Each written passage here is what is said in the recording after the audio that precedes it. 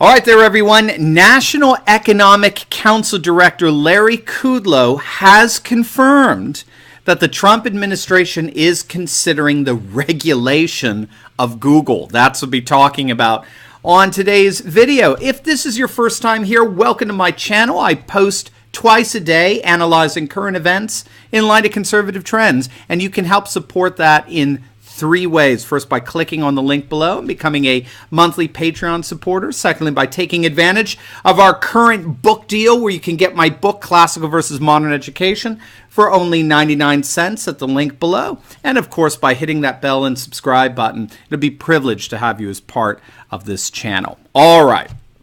So I'm sure you're all very familiar now with the epidemic of internet censorship towards conservatives by the Google company, as well as by other tech giants such as Twitter and Facebook, and unfortunately, by extension of its relation to Google, by YouTube. It is becoming increasingly acceptable among the Silicon Valley elite to begin silencing conservative nationalist and populist voices such as Alex Jones, the most prominent of them, and others that offend their liberal left-wing globalist sensibilities by purging them from their social media platforms. Well, now, the one, the only President Donald Trump has stood up and said, in effect, no more. President Trump has mentioned on a number of occasions in his speeches and on Twitter that the days of Google censoring him and his fellow nationalists and populists and conservatives are over, and that he is getting involved. Now, up to this point, it's been primarily, rhetorical, right? He's been firing up the crowds with his speeches and mentions of getting involved with this purge. But now, Larry Kudlow, as National Economic Council Director, has confirmed that the Trump administration is in fact looking into regulating Google and ensuring that the days of silencing conservative voices will come to an end. The beauty in all this, the ironic beauty, is of course that Larry Kudlow was up to just a few months ago a social media personality. He was a talk show host.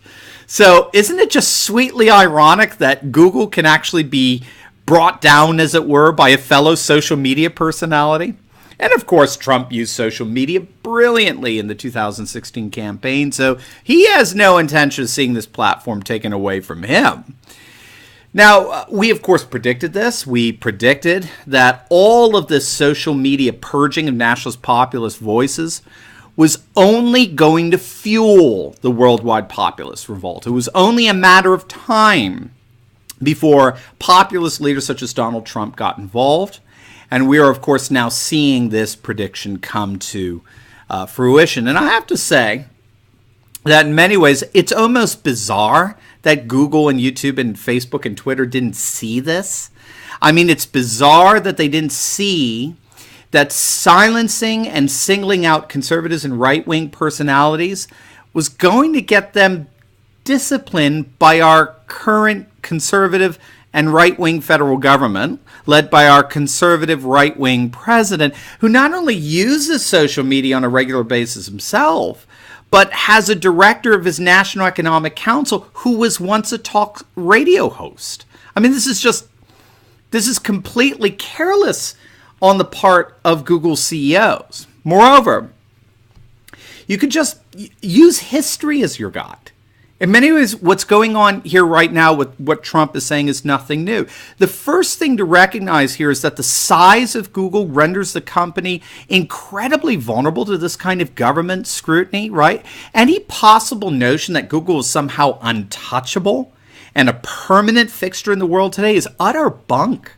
It's utter silliness.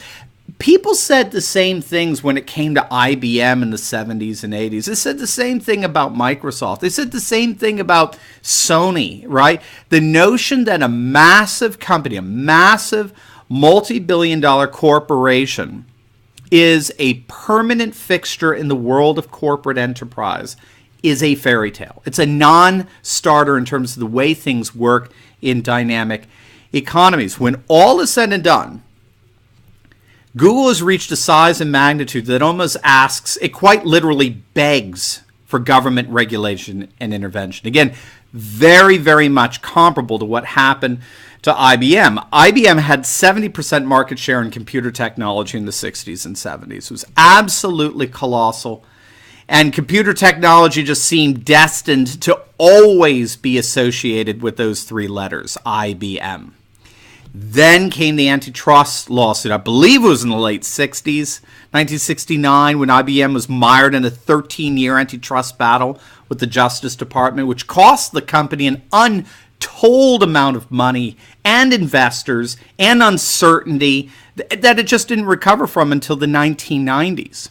Microsoft went through its own ordeal with the government in the 2000s, eventually having to pay $1 billion settlement. The point here is that now that Google has risen to this kind of prominence, now that Google owns 90% of the search engine market share, it's literally begging for antitrust investigations and lawsuits. It's begging for it, right or wrong, right? Which makes Google's blatantly liberal leftist ideology enforcement all the more difficult to understand. In other words, why on earth would they call attention to themselves in the midst of a nationalist populist White House administration that would be happy to trigger just such antitrust investigations? Why would they do that? Why would they quite literally say, hey, Mr. President, look over here. Look at how we're mistreating all of your supporters. Look at us. Isn't that great? I don't know. Maybe they really believe they're unbeatable, right? Perhaps they've actually fallen victim of actually believing the press, as it were, the propaganda that they are permanently without competition. Well, they actually believe, I think, in many respects, that they will reach the stratosphere of information aggregation. That's their business model. If you're not familiar, Google actually is a number, right? It comes from the number Google, Googol, which is 10 to the 100th power, the number 10 followed by 100 zeros. It's greater than the number of particles in the universe. It's an astronomical number. And in many respects, I think it obviously captures the governing philosophy of the company Google, as they aim to aggregate quite literally the sum total of all digital information in one place, storing it in their centralized computer system as it were, with extraordinary megahertz capability. Nevertheless, Google is a thoroughly left-wing company. The scholar George Gilders has documented their philosophical commitment to combating global warming. They're committed to fostering a politically correct multiculturalism, globalism. They're a thoroughly left-wing, Silicon Valley organization. Very Marxist in many respects. But behind this left-wing ideology is a very definite business model that's structured around what Gilders calls aggregate and advertise. In other words, the reason why Google gives everything away for free, it's email, it's internet, searches, YouTube, entertainment, Google calendars, and the like, the reason why it gives everything away for free is twofold. First, so that it can, of course, amass quite literally a significant portion of the world's population as its users. But then secondly, it takes that information that it has on these users in terms of tracking how they use the internet, their demographic information, their interests, search history, and the like. It takes that profile detailed information and then it turns around and it sells it to advertisers. That's Google's business model. It's aggregate and advertise. And because the information they compile is so specific, they give it to advertisers that you would supposedly want to hear from. So if you're a fishing enthusiast, have you ever noticed that when you surf the web, the advertisements that you see often involve products specific to fishing, right? Or if you've recently searched, for say a humidifier, have you noticed that the ads that tend to pop up around you, no matter where you go on the internet, are advertising humidifiers, right? That's because Google offers to advertisers the most complete search data on all their users. So what does this all mean?